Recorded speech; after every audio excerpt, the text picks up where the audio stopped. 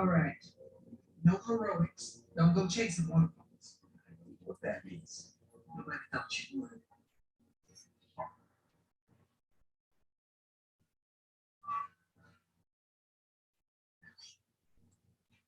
Downstairs. What are you doing downstairs?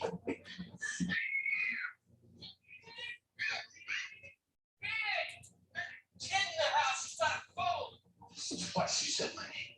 Now we gotta find it. Stand by.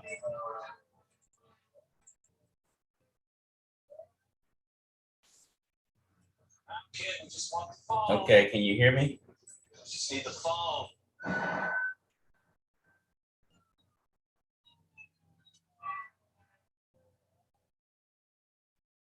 So this thing is on, so we can talk. Okay, good. All right, so we're gonna go ahead and start. We'll get you what you call it? Yeah, we'll go ahead and start. I got my special mic on, so just shoot me a text because I'm gonna be away from the computer. Give me 1 second. Relax, it's just fire truck. Come on, kid. Just want the phone. Oh, you see the big light.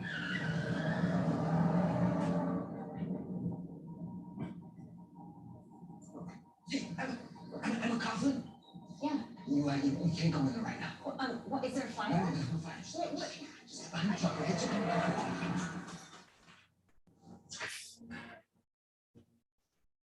Now, kid, we just want the phone.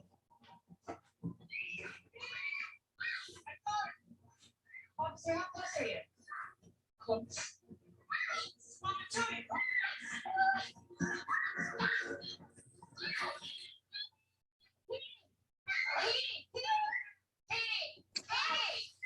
Can you hear me? Who is this? This is 911 operator. Hold on 1 second. I need to explain something to you about this emergency. This emergency is yours. I have dispatched the police to your exact location. I know exactly what road they're gonna go down. I know what door they're gonna walk into, and I am prepared to help you escape. Why would you do that? Because I care about you, all but I care about that little girl, so you know exactly. Give me 1 second.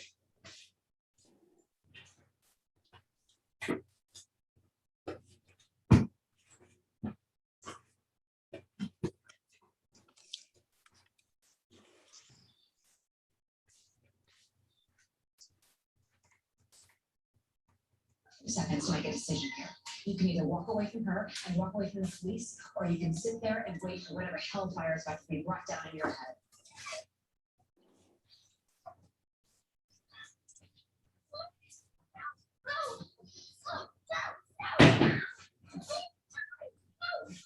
All right, so I hope everyone can hear me. This is gonna be more likely a recording for some, live for others. Now, I just want to show you some things that actually helped me out in discovering what was going on with Giselle. With my partner, Miss Foster, we actually looked at what's going on with Giselle. So with Giselle, There are not many cops on the other side. that's the car. Share. Program. So what the thing that was going on with them was that they had a long-term program, right? So they had a long-term program that actually was supposed to be designed for you to have up to 4 cars up to 1 year.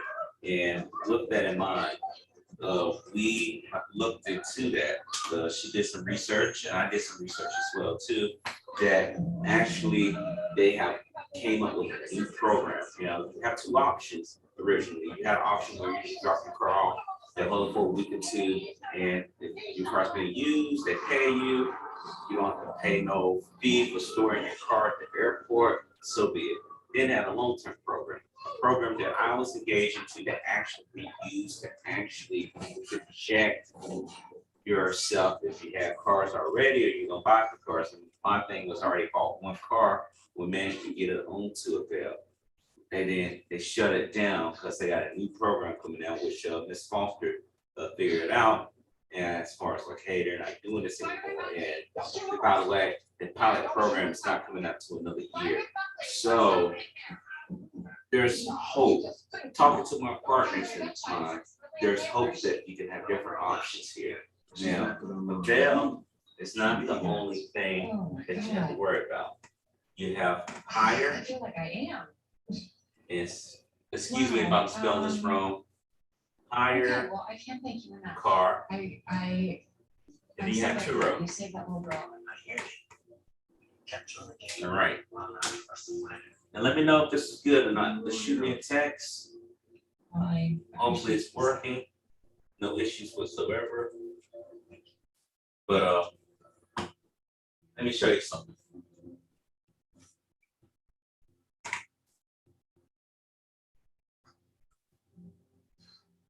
So, with Turo, let's start with Turo because that was the next thing that we're gonna look at. Turo, it is what it is. You have Turo where you're actually able to use your vehicle. The requirements are very basic. The requirements for you to have Turo was that your car could be no more than a 2012 as far as the age being. We go to a later model as far as like present time, but the cutoff time was 2012. Anything older than that, like basically a 2011, 2010, would not work. And I have two cars that fell out of that right there from the jump start. Also, that the vehicles have to be less than 130,000 miles on the odometer. Car has to be in good condition. Car cannot have any recalls. All the cars, the car competitions have that same thing. Now, the idea is that you can control what did you want to list the car for. So if you feel like you want to do a car for $20, $30, even $115, it's out there.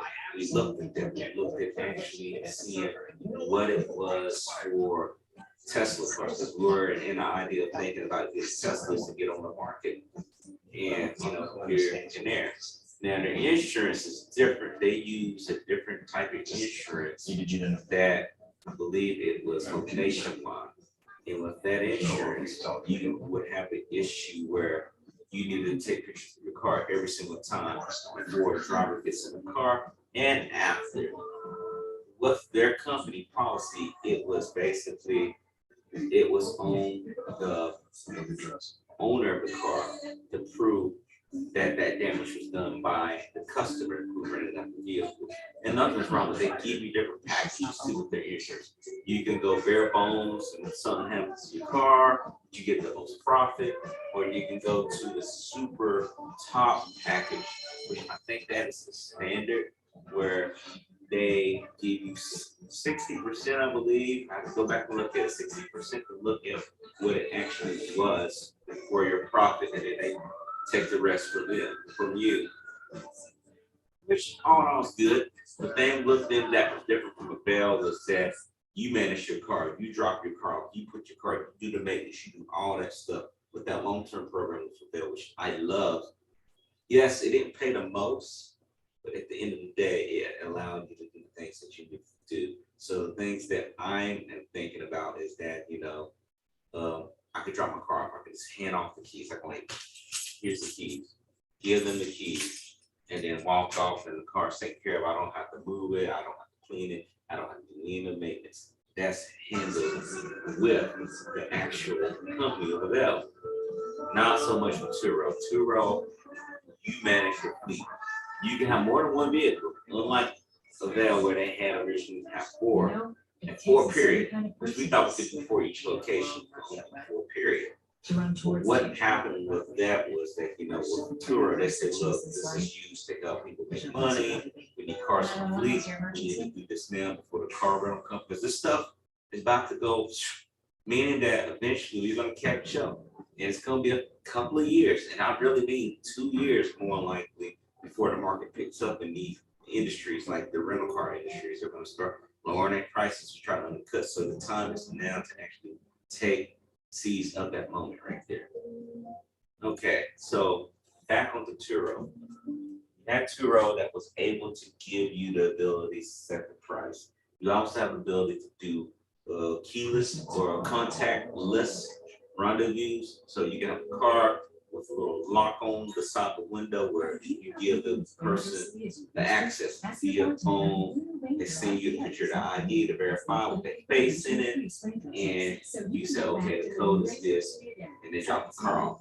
And nothing wrong with it. Some people may want to talk to customers, some people may not. You may have a tight schedule, or you don't want to do that. So that's one thing. And it's geared for those different types of cars, luxury cars. We talked about luxury cars. We talked about all different types of cars that you can have on this platform and we actually help you out, right? So what triggered this is there, quite opposite. These guys, what is the sign? If I can do it right. They're not equal. They're not equal. They're not equal. Right? You might say, what does that mean, Luke? Why they're not equal? The reason why they're not equal is that with hire car, they're looking for people who are using the cars for work. And I'm not talking about just going to work or 9 to 5. I'm talking about your Ubers. I'm talking about your Lyfts. I'm talking about your Grab Hubs. I'm talking about your DoorDashes. If God would say, hey, Amazon drivers, they're using these cars for the basis of doing business. Now, they can't have no more than 8 seats in there, right? But basically, people are using these cars for airport travel, things of that sort. When I mean people, I'm talking about folks that are working a gig job. Now, talking to them on the phone for 40 minutes today, ask various questions, about what type of cars they're looking for to get on the platform. They are looking for economic cars. They're not looking for a big Jimmy truck, big 4x4, all that stuff, Escalade. They're not looking for none of that. They're looking for economic cars. In actuality, if you have a pure electric car, and they will pay you a one-time bonus of $156 per vehicle on top of what you get. You list the price, you put the pictures up on the market, just like Turo. You decide if you want to rent it out to a person to do their gig. But also one of the notice things right here with the mileage is that Turo is 150. For the folks that are using this vehicle on hire car, it's 250. So again, the idea is also to look at like what's the best way to go with it. For me, honestly, I think if you go a hire car, you don't need to go get a brand new car, almost brand new car, because these people are looking for something to use for work. They're looking for something economical, and that actually brings our price down. And that's one possibility that we can use for our business platforms to actually project ourselves as one of the options. I think that the talking to the folks, they sound pretty reliable. Again, with them, the car can be 15 years, up to 15 years, and they put the car on. There's no mileage requirements, right? You don't have to be 30,000. You don't have to be 100,000. They don't care about the mileage because the car is used for work. That's mainly what it's used for. Cars got to be running. Cars got to be good to go, and you got to have insurance on them. For me, my team, we are using corporate. Excuse me, I have a question. Because for most car insurance companies, if you go to your regular Nationwide, Allstate, or whatnot, they're going to tell you up front, they're going to avoid your insurance claim if they come to find out that you were using your car other than personal use, but they don't know how to other people drive. So that's why the insurance is slightly higher on those other cars. So that's something that we have to gear and look into to see what we have here.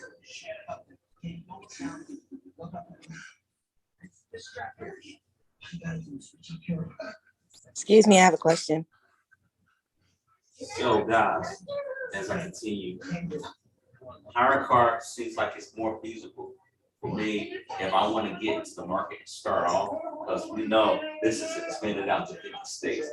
Turo's out to 50 states too. Avail is still in it. One theory that we were talking about for Avail, and I hate to keep going back on them, is that they may be possibly being involved out basically. Because things they did was all of a sudden, it's just like, oh, we can't do this. So something's not right. Me and Ms. also actually did some research for finding things. So we're going to be on the lookout, still monitoring this.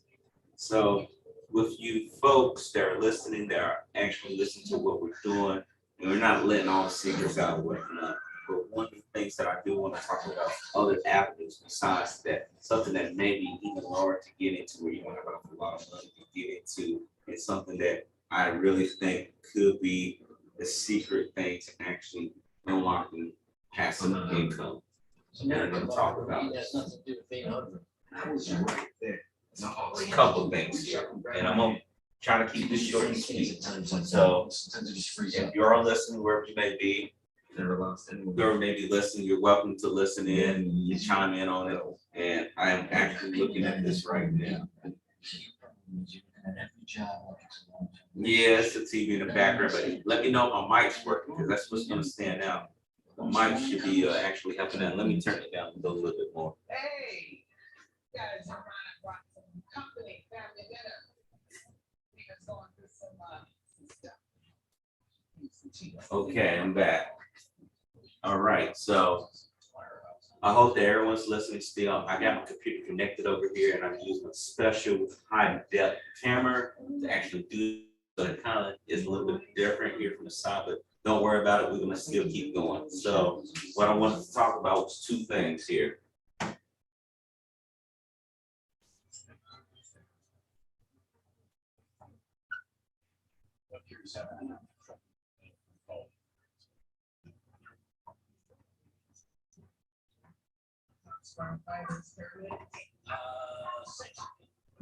Vending machines. That's the first one. Let's see who's on here. Let's see who's coming on here. My other partner's coming in here, so you're welcome to come in. I'm actually using my actual microphone, so I won't be able to hear your partners. You just gotta send me a text on the phone, and I'll be able to read that out. Okay, so what I'm doing right now is just going over the different options. So what happened, and I'll just do a quick recap. So Dale has made a change, so now we have to make a slight adjustment. It's not a major setback, guys. It's not a major setback. I think honestly, this is probably a blessing in disguise. Second. Gotta get some drink. I'm thirsty. I'm not feeling deep.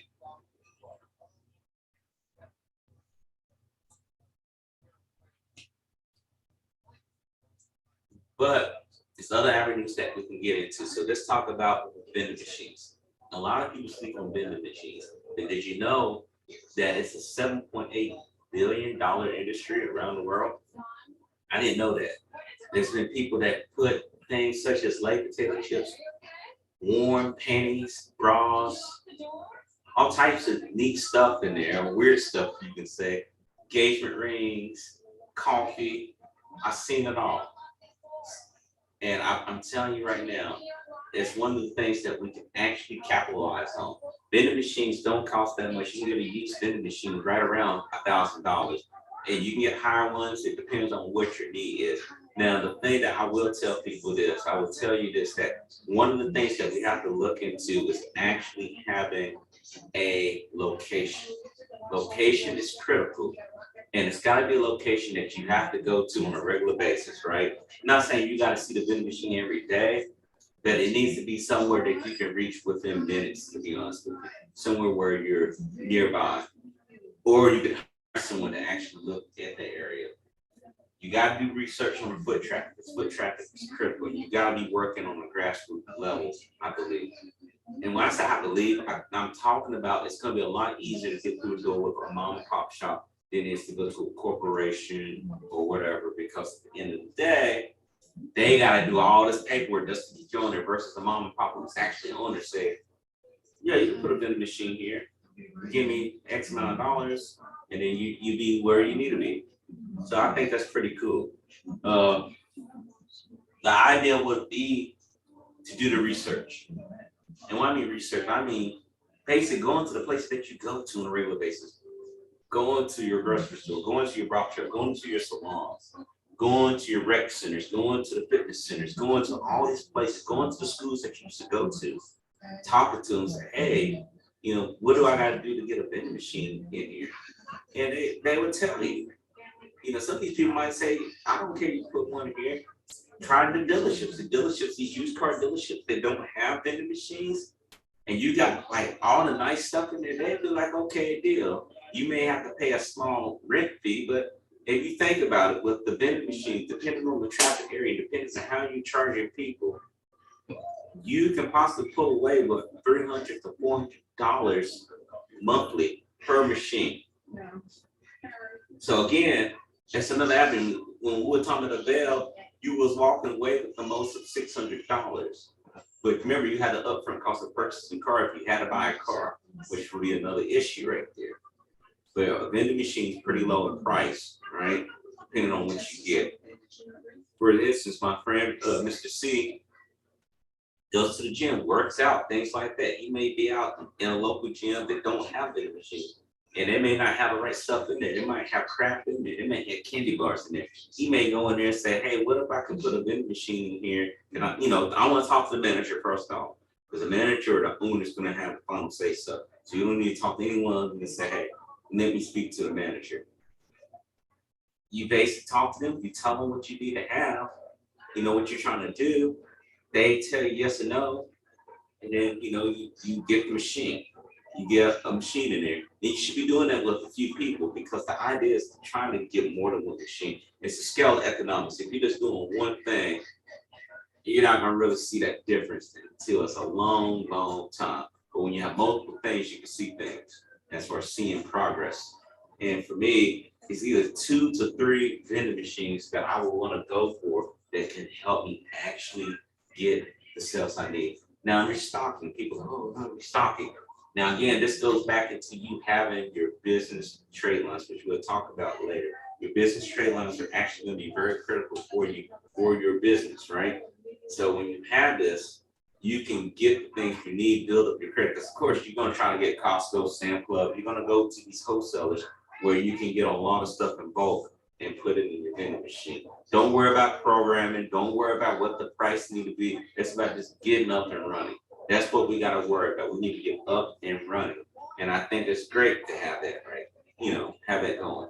You think about it, you're bringing in $300 to $400 in a good foot traffic area, and you're able to get 3 every 3 to 4 months as far as scaling up your economics with these vending machines, you can make a killing. So that's another idea that we can entertain, that people are actually serious about this. Now, the other one I want to bring up to you is this one.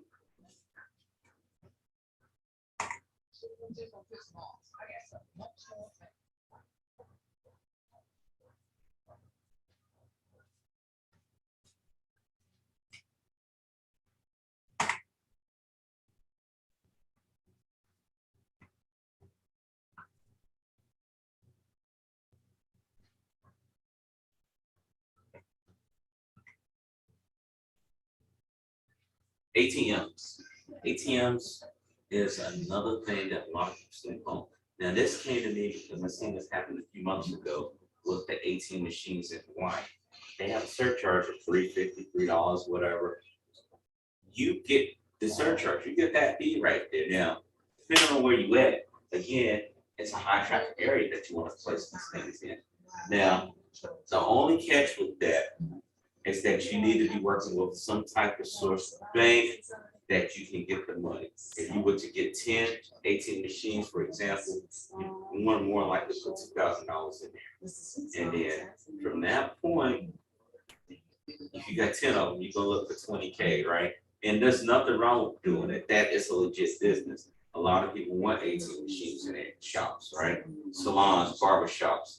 I don't know about the high schools, but definitely college, you want to have 18 machines where people can get to and get their money. Now, for that yield, what they're doing, depending on your traffic, you're looking between $450 and $750 per month per ATM machine. Now, there's training behind it. That's where people showing you step by step.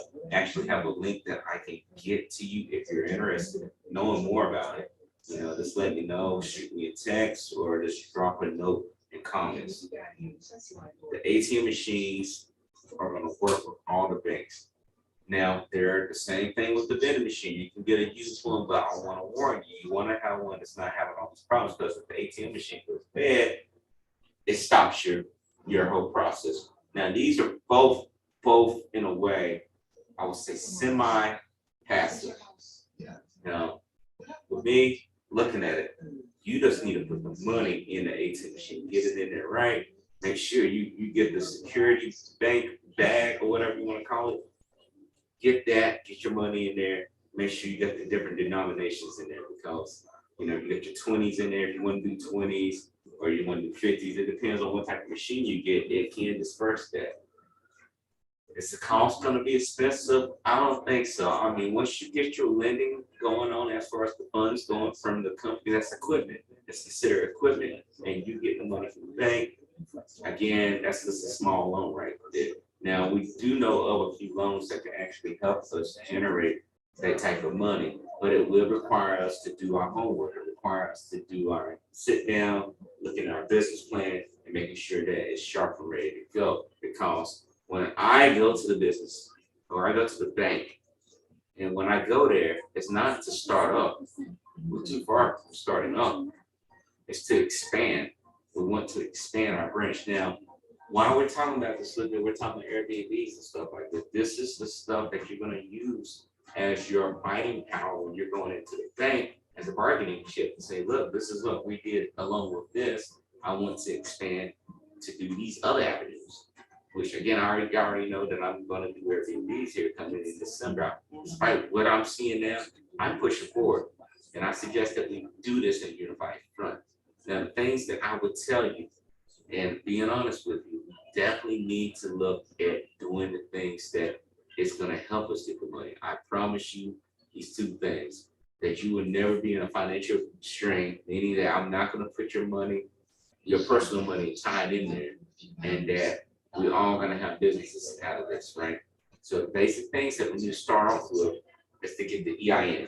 Get the EIN. You need to get the EIN. That's absolutely free. You just gotta go to the IRS website and request that you get an EIN.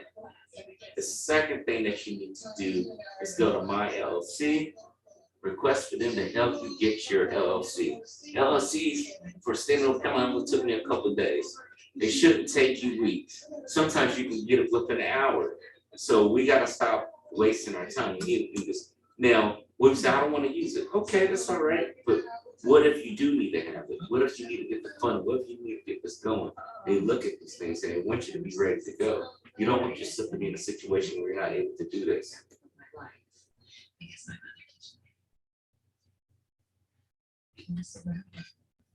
Now make it very clear, very straightforward on the things that we need to do to grow. If we grow properly, then what I mean by growing properly is this.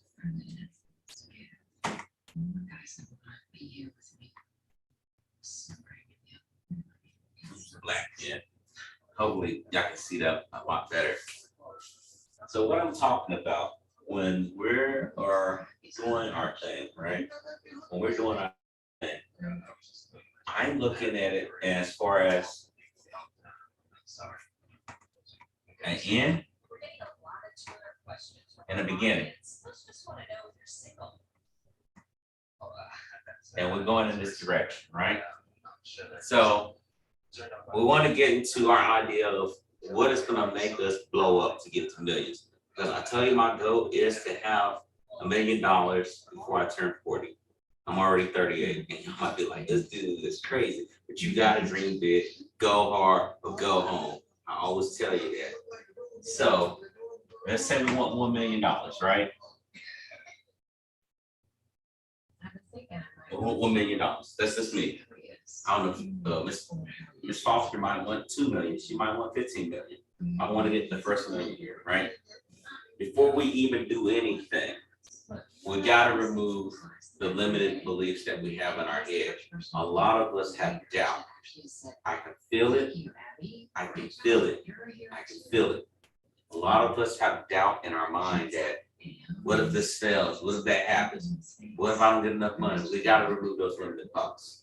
I used to have limited thoughts not too long ago, and I started sitting down, reading the right material, getting my mind around positive things, looking at my vision board, which I'm looking dead at right now, my vision board about eliminating debt, being able to have plenty of money, being able to live in a life of wealth and abundance.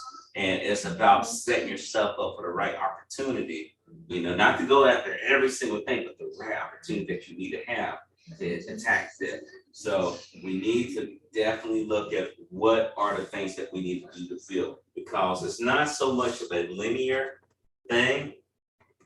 It's about having, you ever seen Price is Right, where they have like a little cup, right? They have a little cup thing and they stick it down and go, it's the little different pins, the little sticks. They get down to the $1 million thing. We gotta look at it like this. Let me erase this.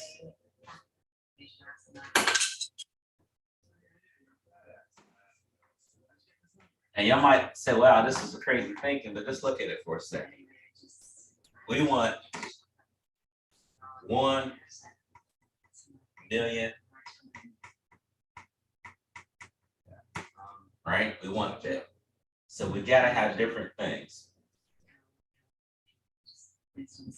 That's your streams of income, right? We wanna have different things. So this could be your Airbnb. And this can be your real estate.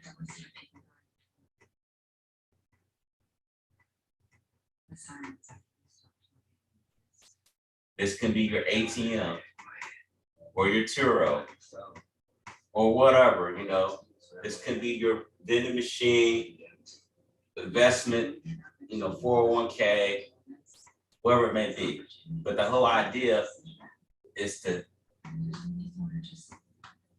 hit this, but hit multiple angles. We all have to come together. And when we come together, we gotta be on the same page. We all have to have the same look of what we wanna have. And I'm not sitting there saying, I wanna be 6'3", because Charlie is 6'3". I'm not 6'3", I'm 5'4", right? 5'5" on some days, right? Stretch me, right? But the thing is that using different angles to hit this is using different multiple streams of income to hit this. Now, what's the best way to do something like this is to come together. We all want to do it. We all have experience, whether we're in the military, whether we have worked in a government job before, so forth. But we know that we're salaried, right? We all know we're salaried. We know that you're not getting more money unless you go out in the street and you have to bust your butt and work another job. And I say to hell with that. I say, what we need to do is get smarter and not work hard, make our money work for us. So we gotta get into some passive streams. And passive streams are exactly what we wanna do. Now there's gonna be semi-passive, and I've been thinking about this because again, you know my channel's Passive Income Central. I host that on YouTube. Some people may be looking at it right now. But the thing is that when you go into the passive mode or semi-passive mode, this makes it a lot easier. When we team up together, it makes it a lot easier. We just have to be on the same page. We have to be able to get our EIN number, get our LLC. From that point, you want to definitely get you a professional business line. You can use Grasshopper, for example, and have them build a professional line, because we all have to go to nav.com, and then register there, start working on this business credit. And there's things here and there that you need to get. So we all know we want to do, let's say Airbnb, because a lot of people are like, I want to do that. Well, you still gotta get supplies, and you gotta start stockpiling them. As we speak now, I am stockpiling on a weekly basis on items that I will potentially need for my first 2 units. I want to have that ready to go, just like I got my little whatchamacallit here. I got my U-line with my travel to move stuff. I can be ready to go. So when it's time for the move, which I will get, I promise you that. Once they see, yeah, you can move in, you can do this, you can move those people in there, I'm gonna have it ready to go. I'm gonna have tables ready to go. I'm gonna have towels ready to go. We're gonna have bath towels. We're gonna have all the little things that you need, as if you was to live in a hotel, but you're getting a house or you're getting an apartment. That's the way to go. It's not to say, well, we just wait it off and then wait it all of a sudden. Because it does 2 things for you. As you slowly build, your business credit is gonna start building. When you start building up, more people are gonna offer you more money for your business credit. You can get to the next tier and get to the next tier. My idea is to get to tier 4 before I leave out of this country, right? I'm going to Bahrain. I wanna get to tier 4. I'm right now in tier 2. So I am aggressively pushing, I'm pursuing. I'm trying to figure out the quickest way to get to tier 4. Because when you get to tier 4, you're talking about car notes. You're talking about straight up credit cards to use for cash. you're looking at transferring the personal stuff onto your business stuff, so then it goes truly away. You don't have to do debt consolidation, you don't have to go out here alone and whatnot. So I feel strongly, guys, it's the reason why we're together. We all have things in common. Besides me, we all want better for ourselves. We all want better for our families. We want all better for our future. And I believe that we can all do this if we come together. Because it's been silent for a while. And I know people got personal things to do, but at the end of the day, you don't want to come back to this next year and say, you know what we doing now? That's my worst spirit, to look back, turn my back like this, turn my back, come back, and it's 1 year from then, I'm the same person, same place, didn't get better. That's not good.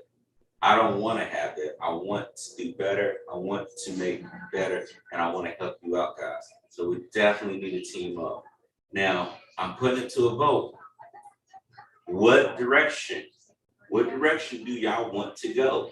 I want to have that vote conducted starting now. And I want to answer through via text. I'll put you a date on here. Which one do you want to start off first? Not saying we're not going to do any of them, or we're not going to do none of them. I want to know, when are we going to start? Well, not when. We're starting now. Let's get that out the door. We're starting now. When are we going to make a decision to pick between the ATM, the Turo, or hire car, or the vending machine? We need to have it. We need to have that discussion. That's low entry into the market, because from that point, we now can focus our effort into that direction. We all want to do the Airbnb, but again, guys, we need to build up our money. We need to build up our resources. So we're getting something put together where we're saying, hey, we're going to do vending machines, for example. That's not going to have you all jacked up and you're not understanding where to go. What it's going to actually do for you is to say, you know, this is the plan, this is what we agreed on, this is how we're going to start. And then we have to do the business plan. I already talked to Alexis. We're going to do the business plan now, because in 180 days, when I'm traveling back into the country to see what's going on, I want to go to the bank.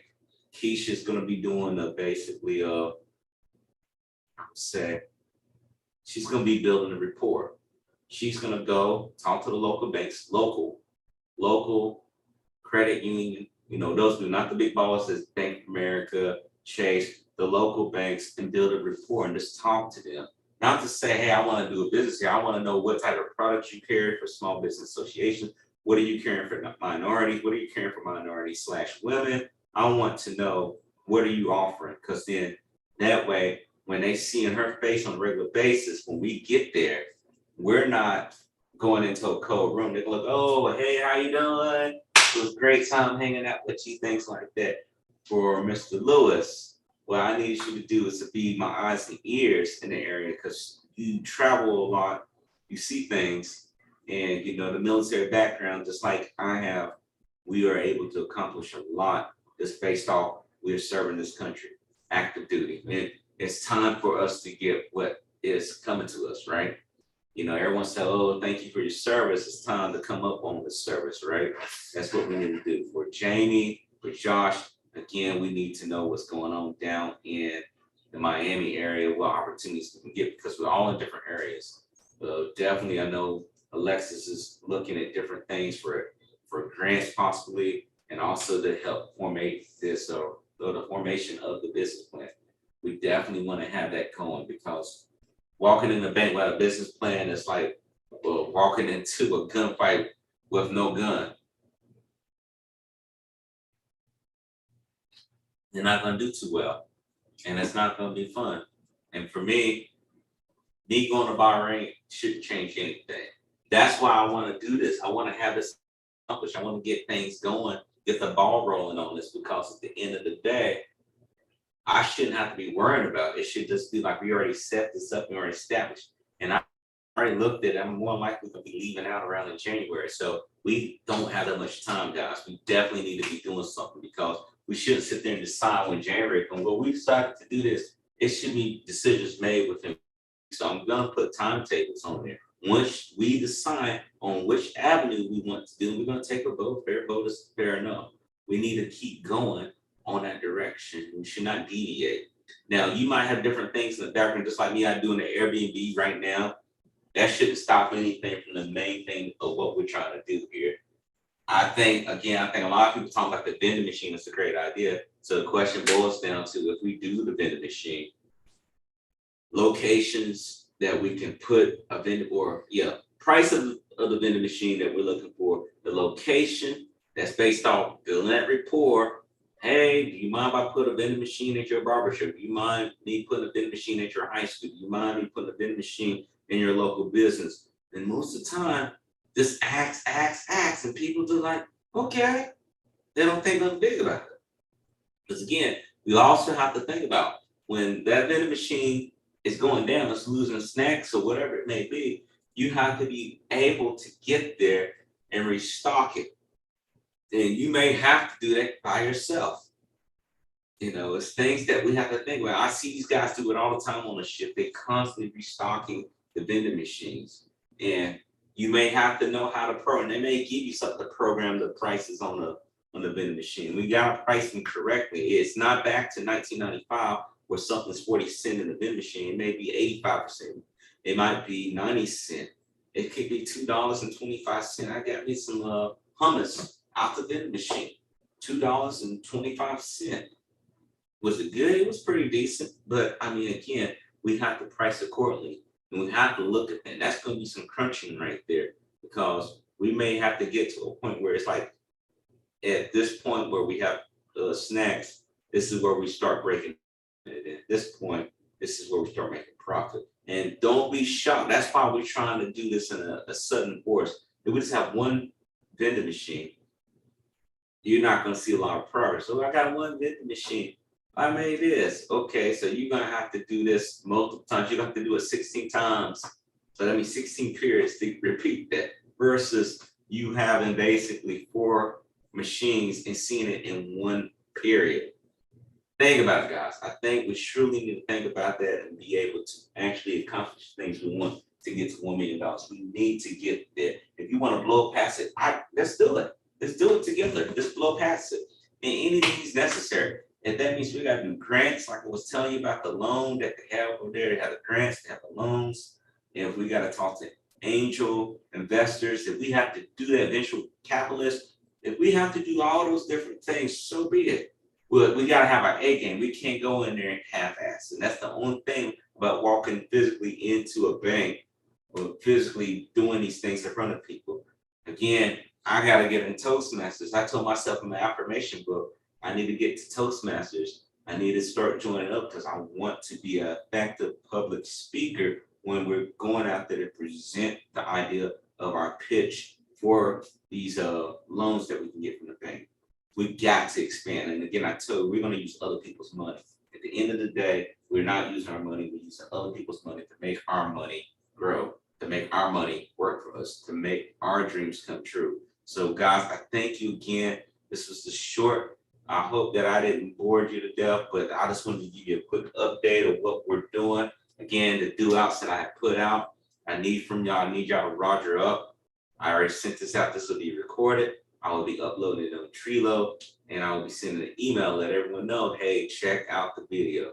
Please check it out. Please don't neglect this. Don't say you're busy, you got this going on, you got that going on. If you could sit down to take it, I won't say that on YouTube. If you sit down to eat your food, or you sitting down watching TV, watching Hulu, watching Netflix, you got time to watch this video, because at the end of the day, you watching TV ain't gonna make you any money unless you a celebrity or something like that. No more games. It's time to make things happen. All right. I'll talk to you later. Take care.